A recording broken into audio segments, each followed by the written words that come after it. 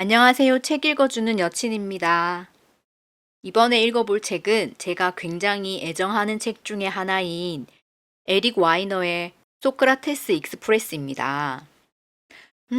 제목만 말했는데도 설레고 행복하네요. 네. 이 책의 여러 철학자 중에 에피쿠루스에 대한 에피소드를 골랐는데 고른 이유는 역시나 제 최애 서적인 유발 하라리의 호모 데우스에서 에피쿠루스 철학에 대해 얘기하는 부분이 있어서 에피쿠루스를 먼저 읽는 게 자연스러운 흐름인 것 같아서 이번에 읽기로 결정했답니다. 네. 소크라테스 익스프레스에서의 단락 제목은 에피쿠루스처럼 즐기는 법이고요. 에피쿠루스의 철학을 간략하게 요약해보자면 에피쿠루스는 최고선은 쾌락이라고 주장하는데요. 여기에서의 쾌락은 우리가 생각하는 쾌락의 개념과는 다른 결핍과 부재의 측면에서의 쾌락, 즉 우리를 만족으로 이끄는 것은 어떤 존재가 아니라 바로 불안의 부재라는 거죠. 이러한 불안이 없는 만족스러운 상태는 평화로운 상태, 자연스러운 상태로 수용과 감사의 감정이 수반된 상태로 예를 들면 일부러 찾아 나서는 것이 아니라 기대하지 않았는데 충분히 좋은 것이 나타나 감사하게 받아들이는 것. 또한 충분히 좋음은 자기 앞에 나타난 모든 것에 감사하는 태도를 의미하고요. 즉, 고통 없는 충분히 좋은 상태임에도 너무 깊이 생각하지는 않는 그런 상태를 에피쿠로스는 최고선, 쾌락이라고 생각했다고 하네요. 네. 여기서 충분히 좋은 상태에 너무 깊이 빠지면 안 되는 이유는 쾌락의 역설, 즉, 행복에 대해 너무 열심히 생각하면 행복이 사라지기 때문이라고 저자는 설명하는데 저도 완전 공감이 되더라고요. 네. 에피쿠로스가 그리스 로마인과 그리고 우리에게 하는 한마디는 사람들은 해롭지 않은 것을 두려워하고 필요하지 않은 것을 욕망한다. 인 것 같아요. 멋지죠? 네. 자, 그럼 읽어보도록 하겠습니다. 재밌게 들어주세요. 오후 7시 35분. 몬테나의 어디쯤. 암트랙의 엠파이어 빌더 열차를 타고 시카고에서 오리건주 포틀랜드로 향하는 중. 우리는 습관의 폭압에서 벗어나려고 여행을 한다. 하지만 우리 인간은 체계 없이는 길을 잃으며 암트랙에 오르고 이틀이 지난 지금 나는 바로 그 체계를 간절히 바라고 있다. 나는 읽고 또 생각한다. 생각에 대해 읽고 읽기에 대해 생각한다. 몸을 누이는 좁은 공간을 정리하며 짐을 이쪽 구석에서 저쪽 구석으로 옮겼다가 다시 이쪽 구석으로 돌려놓는다. 몇 시간 동안 열차 맨 뒤에서 작은 창문을 통해 온 세상이 멀어져 가는 모습을 지켜본다. 마치 영원히 끝을 향해 달려가고 있지만 절대로 끝나지 않는 영화 같다. 대부분의 시간에는 암트랙의 쾌활한 목소리, 미스 올리버가 식당 칸으로 오라고 내게 손짓하길 기다린다.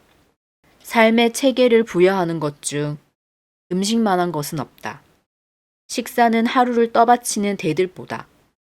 식사가 없으면 마치 블랙홀처럼 시간이 자기 위로 무너져 내리고 중력이 기하급수적으로 증가한다. 이건 과학적 사실이다. 제자리에서 멈춰서 하는 식사도 충분히 즐겁지만 나의 즐거움은 움직이고 있을 때 기하급수적으로 증가한다. 식사와 움직임의 조합에는 어딘가 멋들어진 타락의 분위기가 있다. 적어도 한때는 그랬다. 1868년 조지 풀먼이 처음으로 식당 칸을 만들었다. 그는 뉴욕의 유명 레스토랑 이름을 따서 식당 칸에 델모니코라는 이름을 붙였다. 실크 위에 인쇄된 메뉴에는 굴 요리와 웰시 레빗 등 수십 가지 요리가 올라 있었다. 물론 모든 요리는 고급 도기에 담아서 제공되었고 샤토 마고나 스파클링 크루그 한 병이 곁들여졌다. 한 뉴욕타임스 기자가 1869년 이 열차를 타고 오마하에서 샌프란시스코로 이동한 자기 경험에 대해 숨가쁘게 기사를 써냈다. 그는 영양 스테이크를 찬양했고 민물송어에 황홀해했다. 그는 이 모든 요리가 눈처럼 새하얀 린넨 식탁보에 덮인 테이블 위에 제공되었다고 적고 있다. 내가 암트랙에서 먹는 음식을 떠올리니 철도 다이닝의 황금 시대보다 한 세기 이상 늦게 태어난 것이 아쉽다. 내 테이블 위의 식탁보는 눈처럼 새하얗지 않다. 내가 쓰는 그릇은 고급 도기가 아니다. 스파클링 크루그를 가득 따른 유리잔도 없다. 공정하게 말하면 내가 마시는 다이어트 콜라도 탄산이 부글부글 올라오긴 하지만 말이다. 내가 먹는 요리는 나를 황홀하게 해주지 않는다. 물론 먹을 만은 하다. 하지만 미식은 아니다. 모든 철학자는 모든 10대와 마찬가지로 제대로 이해받지 못한다. 원래 그런 법이다. 하지만 쾌락을 말한 위대한 철학자 에피쿠로스만큼이나 크나큰 오해를 받고 부당한 비난을 받은 철학자는 없다. 기원전 341년 사모스 섬에서 태어난 에피쿠로스는 어린 나이에 철학자가 되었다. 이유는 평범했다. 의문이 많았고 어른들이 내놓은 답이 무척 의심스러웠기 때문이다. 에피쿠로스는 헤라클레이토스와 데모크리토스 같은 위대한 철학자들을 공부했다. 그에게도 곧 제자가 생겼는데 매력적이면서도 이해하기 쉬운 그의 교육 방식에 이끌린 학생들이었다. 에피쿠로스는 종종 다채롭고 충격적인 언어를 사용했다. 소크라테스처럼 에피쿠로스도 미친 지혜를 실천했다. 무슨 방법을 써서라도 사람들을 최면에서 흔들어 깨울 필요가 있었다. 에피쿠로스는 그리스 여기저기를 돌아다녔다. 콜로폰과 레스보스 섬에서 잠시 살다가 35의 나이에 아테네에 자리를 잡았다. 아테네에서 그는 도시 성벽 바깥에 있는 집을 한 채 구입했다. 높은 벽으로 둘러싸인 이 집에는 풀이 무성한 정원이 있었다. 에피쿠로스는 학교와 공동체를 세우기에 완벽한 곳이라고 생각했다. 즉시 인기를 끌게 된 이 공간은 결국 케포스, 즉 정원이라는 단순한 이름으로 널리 알려졌다. 정원과 철학은 서로 잘 어울린다. 프랑스 계몽주의의 총아였던 볼테르는 우리는 반드시 자신만의 정원을 가꾸어야 한다 라고 말했다. 17세기 영국의 작가이자 정원사였던 존 에벌린 역시 이에 동의하며 정원의 공기와 분위기는 철학적 열정에 도움이 된다고 덧붙였다. 저 말이 마음에 든다. 세상에는 열정적인 철학 애호가가 더 많이 필요하다. 철학을 공부하는 학생도 아니고 전문가는 더더욱 아닌 숫기 넘치는 정열을 가진 열정적 철학 애호가. 세상의 소음에서 격리된 정원은 그러한 철학적 열정에 도움을 준다. 정원은 관리가 필요하다. 우리의 생각도 마찬가지다. 뒷마당에서 빈둥거리는 사람이 정원사가 아니듯 생각한다고 다 철학자인 것은 아니다. 정원일과 철학은 둘 다 어린아이의 관대한 즐거움이 수반된 어른의 절제된 헌신을 필요로 한다. 두 가지 일 모두 서로가 말한 야생의 기미와 약간의 미스테리를 유지하되 동시에 혼란 속에서 질서를 창조해내려는 시도다. 정원사는 자연과 협력한다. 볼테르의 말처럼 자연을 보기 좋게 장식한다. 정원사는 식물을 심고 삽으로 흙을 파내고 잡초를 뽑으며 자연을 돕지만 결국 정원의 운명은 정원사에게 달린 것이 아니다. 정원의 벽 안에서 펼쳐지는 일들은 자연의 흐름을 따른다. 철학도 그 안에 자기만의 마법을 담고 있다. 우리가 고된 노력을 들이기만 한다면. 장소는 중요하다. 장소는 생각의 보고다. 그래서 내가 여행을 하는 것이며 그래서 지금 에피쿠로스와 그의 정원의 흔적을 찾아 아테네에 와 있는 것이다. 쉽진 않을 것이다.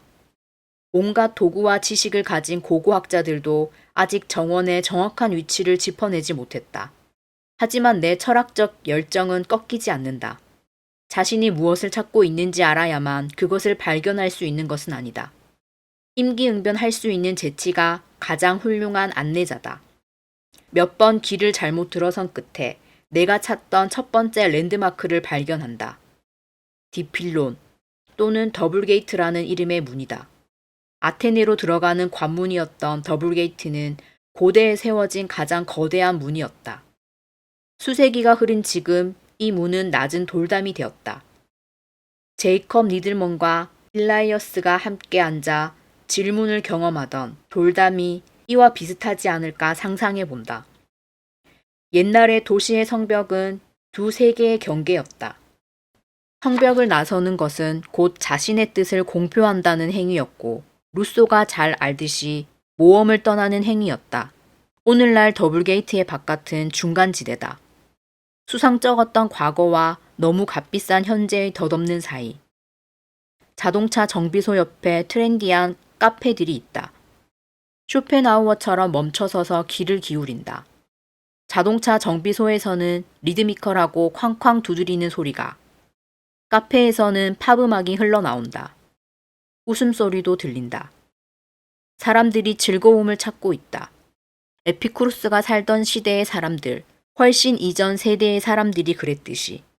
아직 그리 힙하지 않은 두 콘크리트 건물 사이의 작은 공터에서 잠시 걸음을 멈춘다. 콘크리트 틈 사이로 별것 아닌 풀들이 싹터 있다. 정확히 정원이라고 말할 순 없지만 거의 그에 가깝다. 2500여 년 전의 장면을 상상해 보려고 노력한다. 그때 거리는 사람들로 붐볐다. 인파 사이를 걷는 젊은 여성이 보인다. 그녀의 이름은 테미스타라고. 역사책이 우리에게 알려준다. 여성의 삶은 가장 좋은 시절에도 힘겨웠다. 그리고 지금은 결코 호시절이 아니다. 확실한 것이 아무것도 없다. 알렉산드로스 대왕의 죽음이 온 세계를 뒤집어 놓았다. 오래된 질서는 무너졌고 새로운 질서는 아직 자리 잡지 못했다. 테미스타가 성문 바깥을 거닐며 모험을 하다가 벽으로 둘러싸인 부지를 발견하는 모습이 그려진다. 한쪽 벽에 이상한 글이 새겨져 있다. 낯선 이여, 이곳에서 당신의 시간은 즐거울 것이다. 이곳에서의 최고의 선은 쾌락이다. 테미스타는 호기심이 생긴다. 이곳에서 멀지 않은 플라톤 아카데미보다 훨씬 더 매력적으로 보인다. 플라톤 아카데미는 더 불길한 글귀로 손님을 맞이한다. 기하학을 모르는 자는 이곳에 들어오지 말라. 테미스타는 문간을 넘어 부지 안으로 들어가고 정원과 작은 농장, 손님을 반기는 분위기를 만난다. 에피쿠로스가 비교적 먼 곳에 있는 벽으로 둘러싸인 정원을 선택한 것은 우연이 아니었다. 스토아 학파를 포함한 다른 철학 학파와 철저하게 결별한 에피쿠로스는 추종자들에게 사업과 정치의 감옥을 피하라고 촉구했다. 에피쿠로스는 정치적 유대가 자족의 가능성을 낮춰 결국 행복을 외부에 위탁하게 만든다고 생각했다. 에피쿠로스의 모토는 라테 비오사스, 즉 숨어 사는 삶이었다. 세상에서 물러난 사람들은 늘 의심받는다. 우리는 은둔 자에게서 위협을 느끼는 만큼 그를 조롱한다. 에피쿠로스는 다른 측면에서도 전통과 결별했다. 다른 학파는 오로지 아테네의 남성, 시민만 받아들인 반면 에피쿠로스는 해방 노예와 여성도 환영했고 테미스타에게도 여러 편의 글을 헌정했다. 일반적으로 환영받지 못하는 사람들을 환영하고 쾌락에 헌신하는 삶을 옹호하는 벽으로 둘러싸인 공동체는 당연히 의심을 불러일으켰다. 그 안에서 난잡하고 호화로운 잔치가 벌어진다는 소문이 퍼졌다. 소문에 따르면 에피쿠로스는 마음껏 먹어댄 탓에 하루 2번 구토를 했고 수년간 자신의 안락 의자에서 나오지 않았다. 이런 소문은 사실무근이었다. 정원은 사창가보다는 수도원에 더 가까웠다. 모두가 공동생활을 했고 사생활은 거의 없었다. 에피쿠로스는 이렇게 말했다. 삶에서 아무것도 이루지 마라. 만약 그 성취가 네 이웃에게 알려진다면 그 때문에 두려워하게 될 것이다. 이러한 명령에 언짢아 하는 추종자는 별로 없었던 것 같다. 이들에겐 감출 것이 하나도 없었다. 내가 이 여행에서 만난 다른 철학자와 마찬가지로 에피쿠로스는 정신뿐만 아니라 신체를 가진 철학자였다. 그는 인간의 신체에 최고의 지혜가 담겨 있다고 믿었다. 에피쿠로스는 경험론자였다. 그는 우리의 감각을 통해 오로지 우리의 감각만을 통해 세상을 알 수 있다고 믿었다. 감각이 완벽하지 않을지는 몰라도 그 밖에 다른 믿을 만한 지식의 원천은 존재하지 않으며 이와 다른 말을 하는 사람은 착각을 한 것이거나 무언가를 팔고 있는 것이다. 에피쿠로스는 자신의 감각을 갈고 닦았다. 그는 인간 행동의 훌륭한 관찰자였다. 그는 아테네인을 관찰했고 어느 곳에서나 충분히 가진 사람들을 보았다. 충분한 음식, 충분한 돈, 틀림없이 충분한 문화. 그런데 왜 그들은 행복하지 않을까? 에피쿠로스는 의사가 원인 불명의 증상이 있는 환자를 대하듯이 미스테리에 접근했다. 그는 철학이란 모름지기 영혼을 위한 약처럼 나누어져야 한다고 말했다. 에피쿠로스의 4가지 주요 원칙은 4가지 치료법이란 뜻의 테트라파르마코스라는 이름으로 알려져 있다. 약처럼 철학도 일정 간격을 두고 처방된 약을 섭취해야 한다. 약처럼 철학에도 부작용이 있을 수 있다. 어지러움, 방향감각 상실, 그리고 때때로 조증 사파까지. 이런 의학적 접근은 우연이 아니었다. 에피쿠로스가 살았던 시기는 치료 용도의 철학이 절정에 달한 시기였다. 헬레니즘 시대라고 불리는 그 시기에 사람들은 오늘날 배우자나 통신사를 고를 때처럼 열정적이고 신중하게 철학 학파를 골랐다. 리스크는 컸다. 프린스턴 대학과 스탠퍼드 대학 사이에서 하나를 고르는 게 아니었다. 자기 성격을, 그러므로 자기 운명을 형성할 일생일대의 선택을 내리는 것이었다. 당시 학교는 대학과 헬스클럽, 자기개발 세미나, 그리고 에피쿠로스의 경우 히피 공동체를 전부 합친 것과 같았다. 선생들은 윤리학에 집중했다. 성격이라는 뜻의 그리스어에서 나온 윤리학은 좋은 삶, 즉 에우다이모니아에 대한 연구였다. 일부 철학자는 오로지 신과 축복받은 소수만이 행복이라는 지고의 상태를 얻을 수 있다고 생각했다.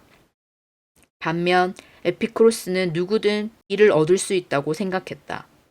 그는 학생들에게 이러한 가르침에 대해 밤낮으로 생각하면 인간들 사이에 신처럼 살게 된다고 말했다. 병약한 아테네 시민을 관찰한 에피쿠로스는 단순한 진단을 내놓았다. 사람들은 해롭지 않은 것을 두려워하고 필요하지 않은 것을 욕망한다는 것이었다. 우리는 무엇을 가장 두려워하는가? 에피쿠로스는 질문했다. 신과 죽음이다.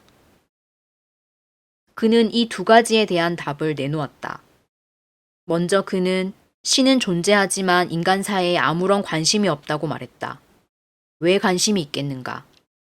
신으로 사느라 너무나도 바쁜데. 에피쿠로스에게 신은 유명인사와 비슷했다. 그들은 걱정도 없고 늘 원하는 자리를 예약할 수 있는 부러운 삶을 살아간다. 죽음에 관해서 에피쿠로스는 마음을 편하게 먹으라고 말한다.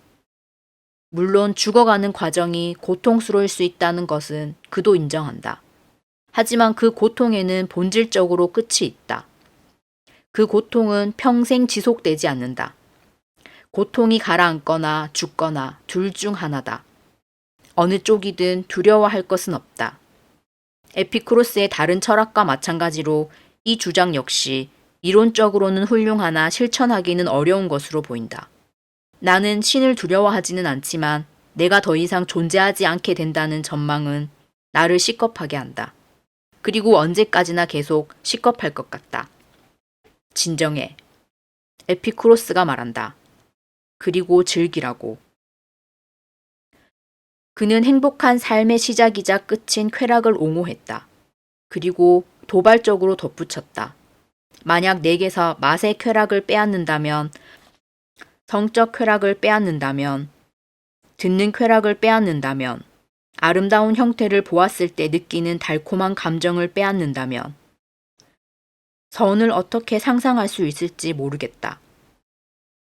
에피쿠로스가 그렇게 비난받는 것도 놀라운 일이 아니다. 쾌락은 의심스럽다. 쾌락은 어두운 곳에 닫힌 문 뒤에 머문다. 은밀한 쾌락이나 숨겨진 쾌락 같은 말을 할 때 우리는 가장 근본적인 이 인간 본능의 수치심이 깃들어 있음을 인정하는 것이다. 하지만 에피쿠로스는 그렇게 생각하지 않았다. 그는 쾌락을 최고선으로 여겼다. 다른 모든 것은 그것이 쾌락을 더 증가시키는 만큼만 중요하다. 에피쿠로스는 늘 그렇듯 도발적인 문체로 다음과 같이 썼다. 나는 명예가 있는 자와 헛되이 그들을 찬양하는 자에게 침을 뱉는다. 쾌락은 우리가 그 자체로서 욕망하는 유일한 것이다. 그 밖의 모든 것, 심지어 철학까지도 쾌락이라는 하나의 목표를 위한 수단이다. 에피쿠로스는 쾌락이 최고라는 것은 너무나도 자명한 사실이라고 말했다. 어린아이는 무엇에 반응하는가? 쾌락과 고통이다.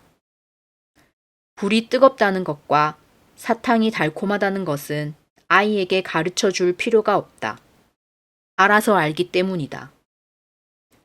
쾌락을 추구하고 고통을 피하는 것은 숨 쉬는 것처럼 자연스럽고 반사적인 행동이다. 에피쿠로스는 쾌락을 대부분의 사람들과는 다르게 규정했다. 우리는 존재의 차원에서, 심리학자들이 말하는 긍정 정서의 차원에서 쾌락을 떠올린다. 반면 에피쿠로스는 결핍과 부재의 측면에서 쾌락을 규정했다. 그리스인들은 이러한 상태를 아타락시아라고 불렀다. 말 그대로 문제가 없다는 뜻이다. 우리를 만족으로 이끄는 것은 어떤 것의 존재가 아니라 바로 불안의 부재다. 쾌락은 고통의 반대말이 아니라 고통의 부재를 뜻한다. 에피쿠로스는 향락주의자가 아니었다. 그는 평정주의자였다. 일부 심리학자들은 거의 전적으로 고통 완화에만 집중하는 에피쿠로스의 관점에 이의를 제기한다. 분명 행복은 단순히 모든 고통이 부재한 상태 이상일 것이다. 행복 연구 저널은 코웃음 친다. 에피쿠로스를 읽기 전이었다면 나도 이 말에 동의했을 것이다. 하지만 지금은 잘 모르겠다. 솔직히 말하면 내가 갈망하는 것은 명성이나 부가 아닌 마음의 평화, 존재하는 데서 오는 순수한 기쁨이다. 이러한 상태를 무언가의 부재가 아닌 측면에서 설명하기란 거의 불가능하다. 고통을 피하라는 것은 타당한 조언이다. 하지만 철학의 기반이 되기에 너무나도 얄팍하지 않나. 고통에 빠진 사람에겐 그렇지 않다고 에피쿠로스는 생각했다.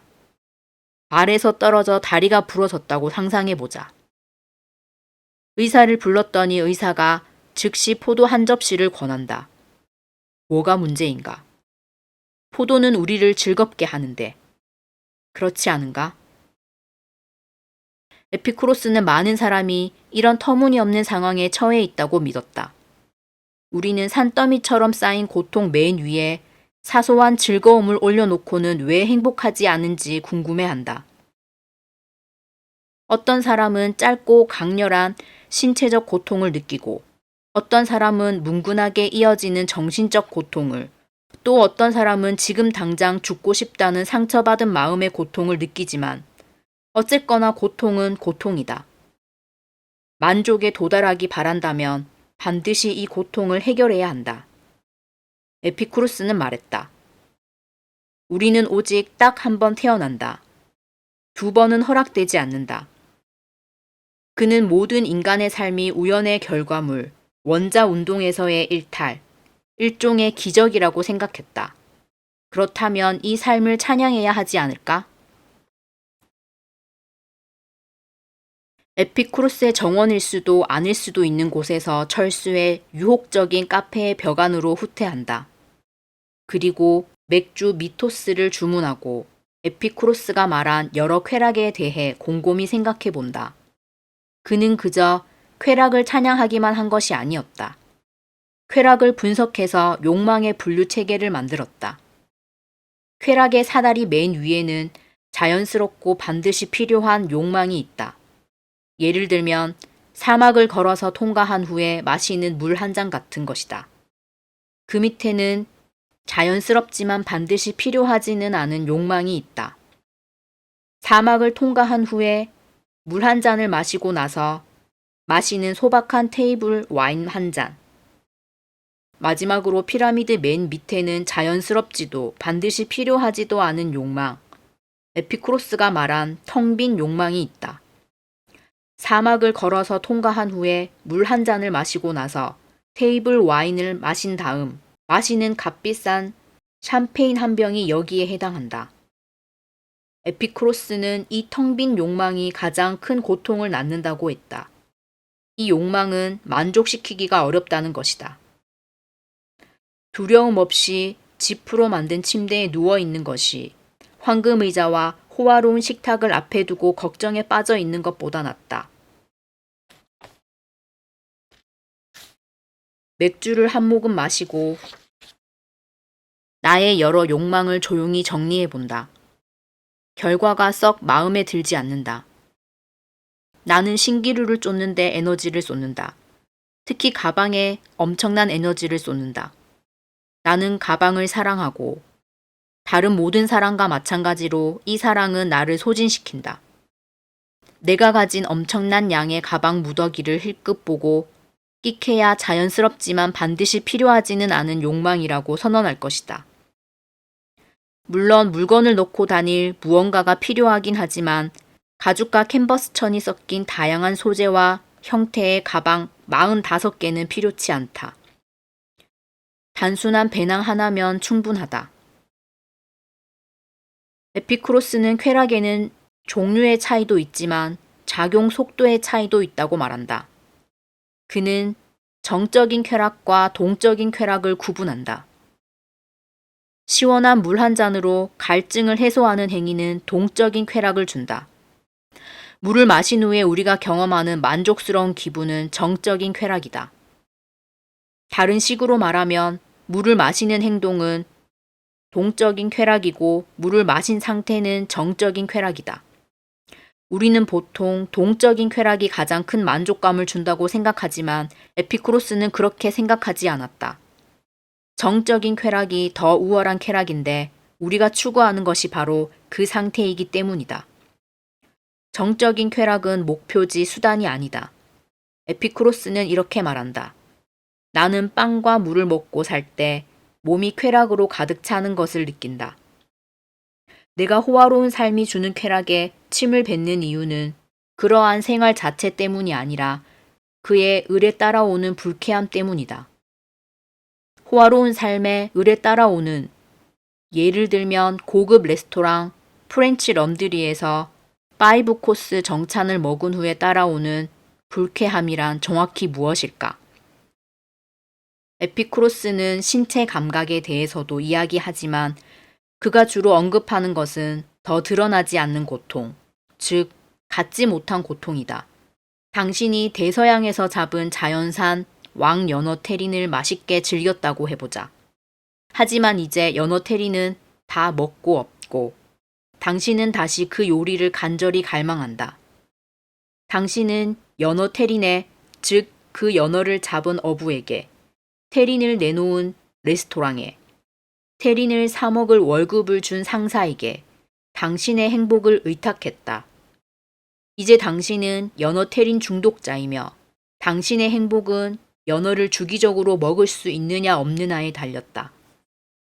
이게 다 당신이 불필요한 욕망을 필요한 욕망으로 착각했기 때문에 벌어진 일이다. 에피쿠로스는 기운내라고 말한다. 자연이 당신을 돌봐줄 것이다. 자연은 반드시 필요한 욕망은 채우기 쉽게, 불필요한 욕망은 채우기 어렵게 만들어 놓았다. 사과는 나무에서 열린다. 테슬라 자동차는 나무에서 열리지 않는다. 욕망은 우리를 최고선으로 이끌고 텅 빈 욕망에서 멀어지게 하는 자연의 GPS다. 현재 우리는 쾌락의 황금 시대에 살고 있다. 클릭 한 번이면 우리를 애태우는 수많은 것들을 내 것으로 만들 수 있다. 고급 요리, 메모리폼 매트리스, 변태 같은 섹스, 다양한 종류의 기기들. 에피쿠로스라면 이 모든 것이 다 우리를 유인하는 가짜 쾌락이라고 말할 것이다.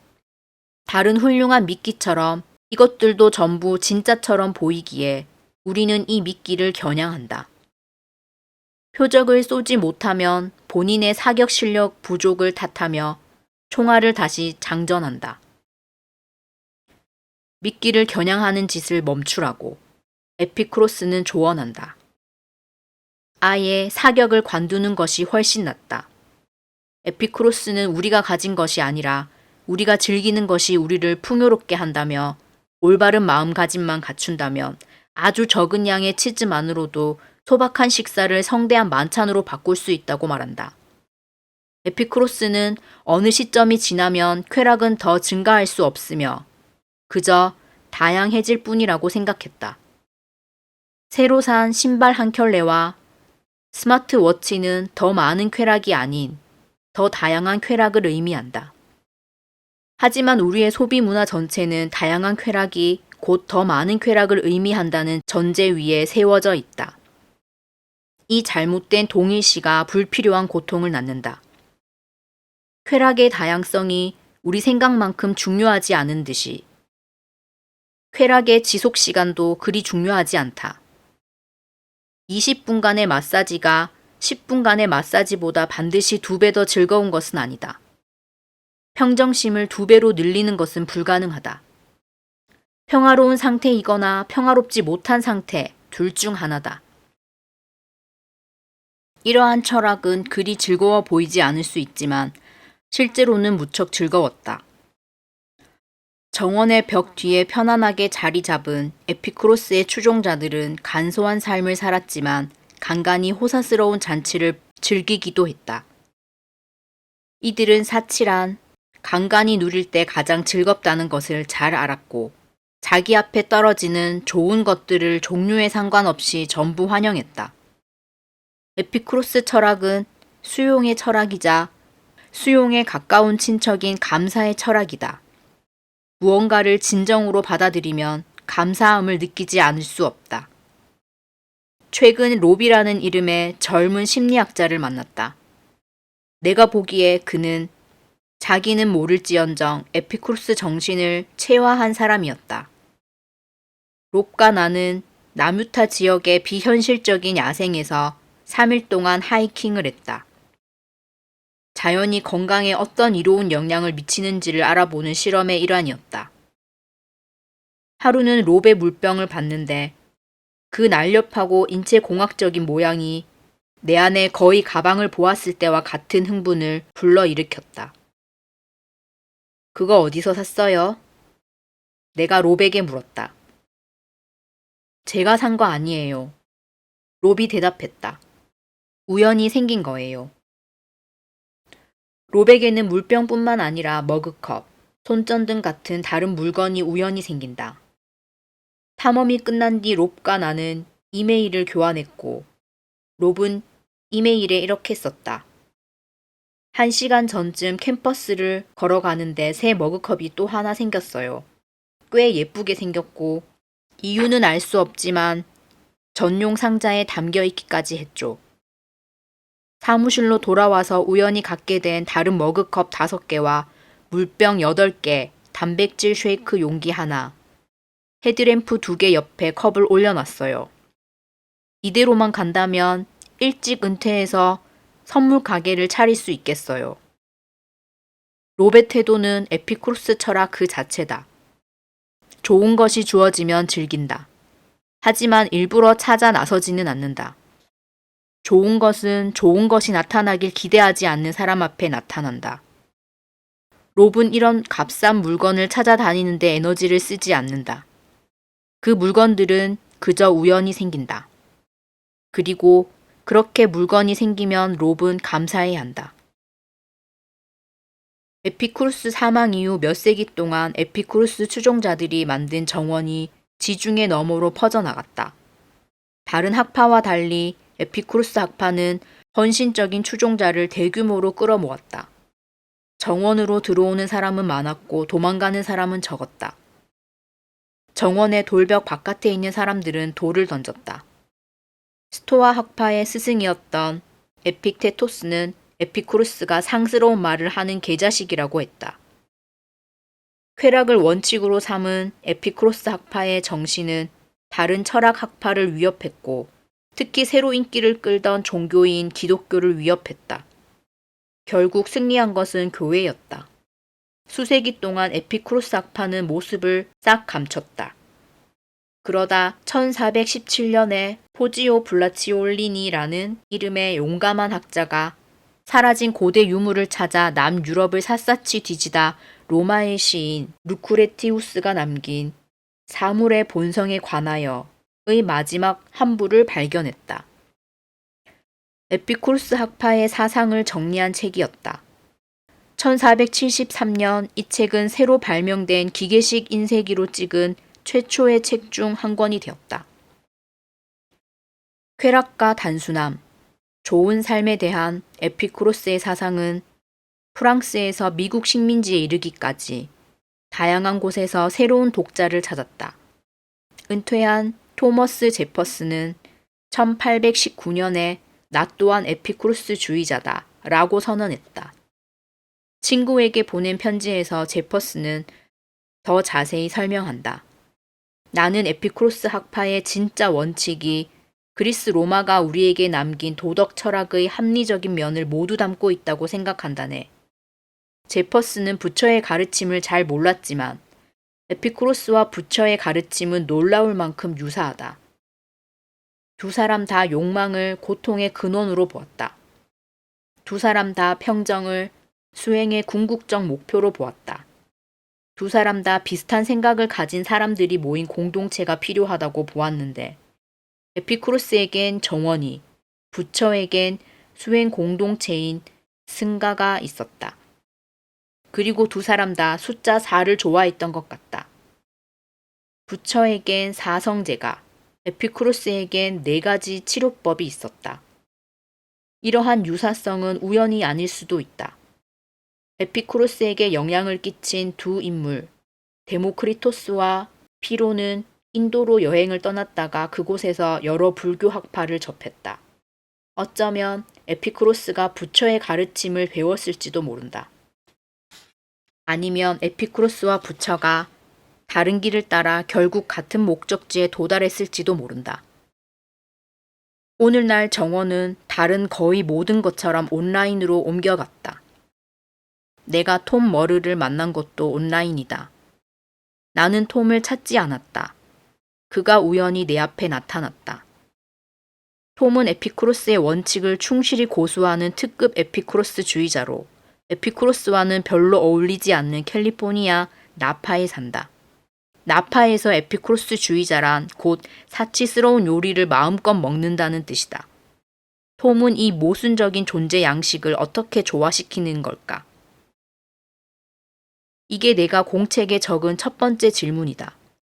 하지만 질문은 M&M 초콜릿이나 가방과 비슷하다. 딱 하나만 갖는 것이 불가능하다는 뜻이다. 얼마 지나지 않아 나는 공책 수십 페이지를 질문으로 채웠다. 단순한 삶의 주창자였던 에피쿠로스는 이를 용납하지 않았을 것이다. 알고 보니 내 모든 질문은 하나의 질문으로 요약된다.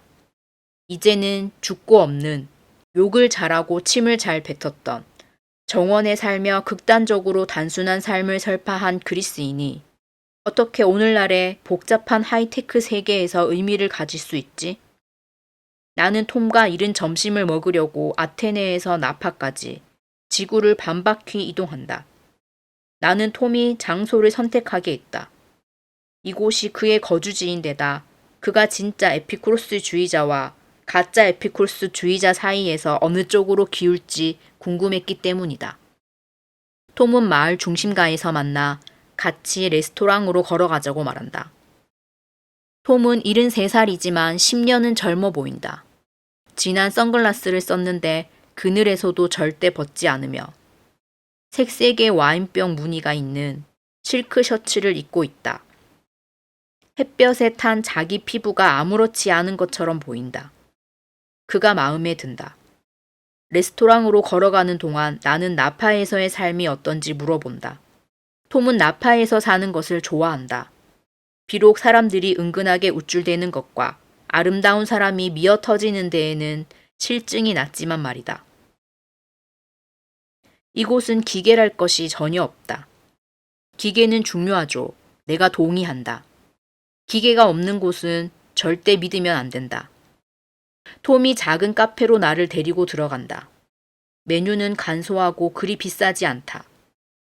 진짜 에피쿠로스주의자다.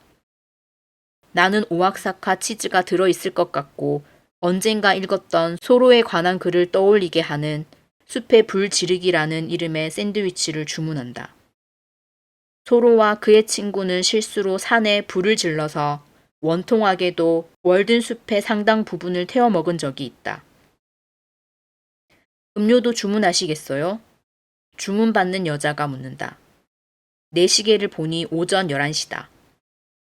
와인 마시기에 너무 이른 시간일까요? 내가 묻는다. 톰과 주문받는 여자가 서로 눈빛을 교환한다. 우리가 돌봐줘야 할 관광객이 한 명 있네요. 나파에서는 와인 마시기에 너무 이르거나 너무 늦은 시간은 없다. 톰이 추천해준 피노누아를 주문한다. 우리는 야외 테이블에서 자리를 잡는다. 따뜻한 햇살과 구름 한 점 없는 캘리포니아의 파란 하늘이 보인다. 기계는 보이지 않는다. 테슬라가 미끄러지듯 옆을 지나간다. 주문한 음식이 나오길 기다리는 동안 질문에 뛰어든다. 내가 안 보는 사이 질문의 개수는 다시 몇 배로 늘어났다. 에피쿠로스를 어떻게 알게 되셨어요? 내가 톰에게 묻는다. 아니면 에피쿠로스가 당신을 발견했나요? 톰은 자신이 늘 생각 많은 사람이었다고 말한다. 대학 때 잠깐 철학을 공부하긴 했지만 깊이 빠진 것은 대학원생 때였다. 1960년대였다. 생각 많은 사람이 되기 딱 좋은 시절. 톰은 스피노자와 칸트, 그 밖에 여러 철학자를 공부했지만 그가 매력을 느낀 건 쾌락에 집중한 에피쿠로스였다. 내가 보기에 쾌락은 모든 것을 다 아울러요. 행복보다 더요. 톰이 와인을 홀짝이며 말한다. 톰은 지치지 않고 끊임없이 에피쿠로스에 대한 잘못된 정보를 바로잡는다. 에피쿠로스는 미식가가 아니었기에 자기 이름을 딴 요리 전문 웹사이트가 있다는 사실을 알면 분명히 경악할 것이다. 그는 단순한 삶을 중요하게 여겼다. 손 닿는 곳에 달린 과일이 가장 맛있는 법이다. 나는 단순한 삶이라는 개념과 나파에서 거주하는 현실을 어떻게 조화시키는지 궁금하다고 말한다.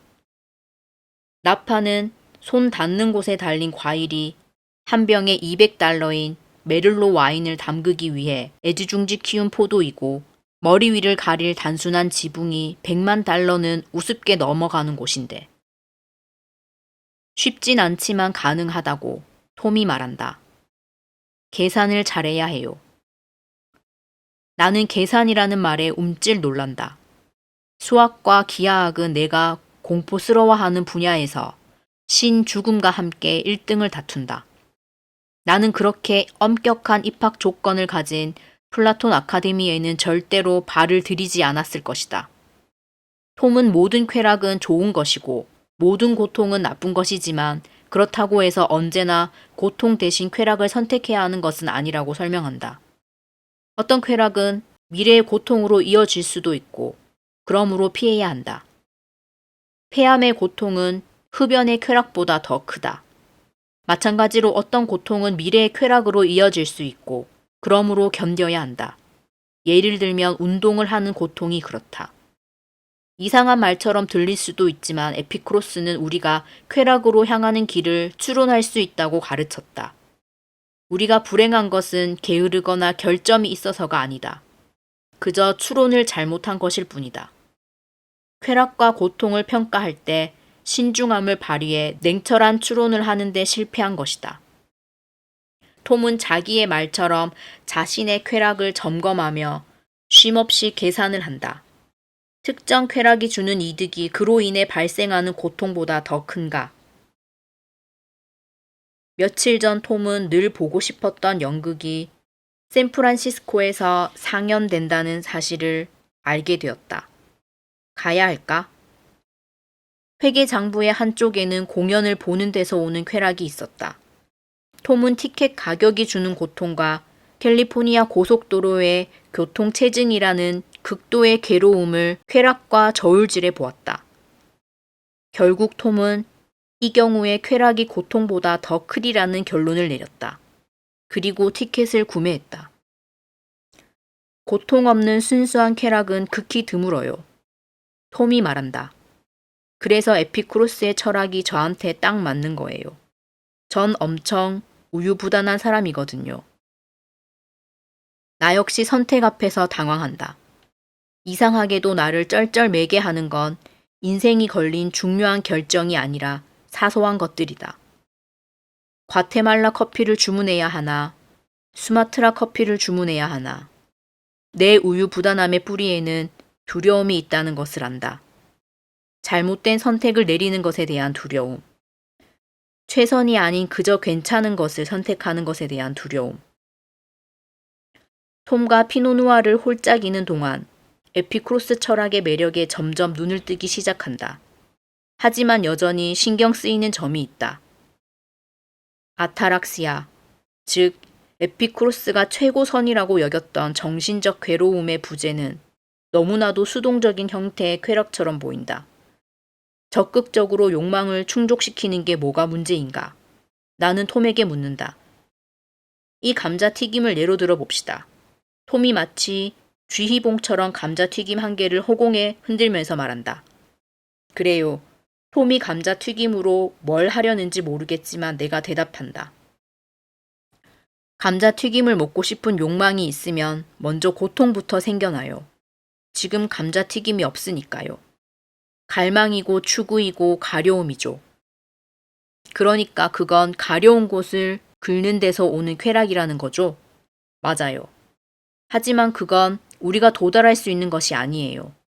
언제나 다른 고통이, 긁어야 할 가려운 곳이 있을 테니까요. 가려움과 긁기가 끝없이 반복된다니 지독하게 끔찍해 보인다. 생각하는 것만으로도 몸이 가려워지는 느낌이다. 우리는 캐비어를 맛보고 즐거워한다. 여기까지는 좋다. 하지만 우리는 곧 다시 캐비어를 갈망하게 된다. 이게 문제가 된다. 캐비어는 갈망이 우리를 괴롭히는 만큼 맛있을 수 없다. 쾌락으로 시작되는 것이 고통으로 끝난다. 유일한 해결책은 욕망을 최소화하는 것이다. 아니나 다를까 우리의 대화는 와인 쪽으로 흘러간다. 나는 나파 거주민인 톰이 거들먹거리며 와인에 대해 아는 척하는 속물일 거라고 생각했다. 하지만 내가 틀렸다.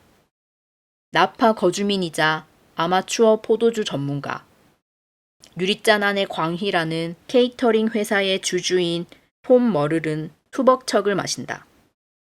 찰스 쇼라는 브랜드에서 한 병당 $2에 판매하는 아주 잘 나가는 와인이다. 진짜예요? 그렇게 저렴한 와인을 마신다고요?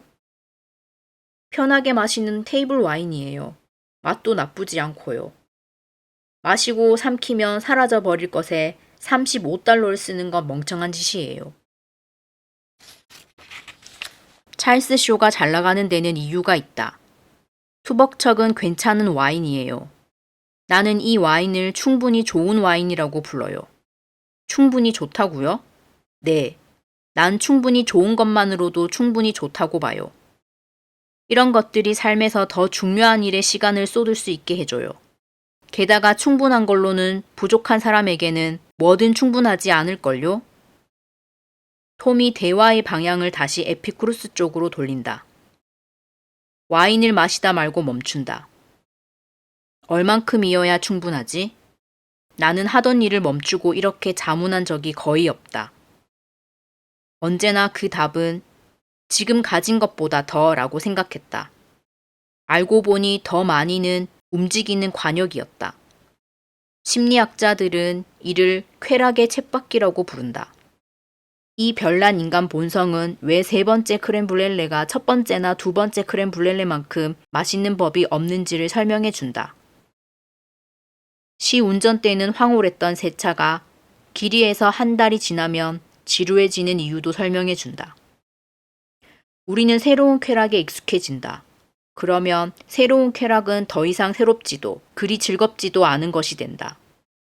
우리는 특히 내가 조금만 더 주의라고 부르는 것에 취약하다. 우리는 행복해지기 위해 지금보다 훨씬 많은 것을 필요로 하지 않는다. 그저 조금만 더 많으면 된다.